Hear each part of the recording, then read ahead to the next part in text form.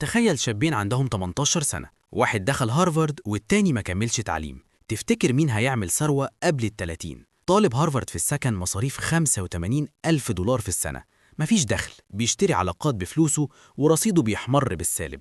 التاني بدأ بيزنس ممل، اشترى عربية ومعدات ب5000 دولار. ده شغال في الشمس وده في المكتبة، بس رصيد التاني بيزيد. سن 22 الخريج اتعين في بنك بمرتب 170 ألف. برستيج؟ بس مديون ب300 ألف دولار. رجل الأعمال عنده أسطول و20 موظف، شغال في التنظيف بس صافي ربحه $500,000. لابس تيشيرت بس ميك السوق. سن ال30 الخريج بقى نائب رئيس بيقبض 400 ألف، بس مطحون 90 ساعة وضرايب نار. صافي ثروته يدوب صفر. التاني باع شركته ب5 مليون دولار، رمى فلوسه عقارات وعايش ملك ومتقاعد بقاله 3 سنين.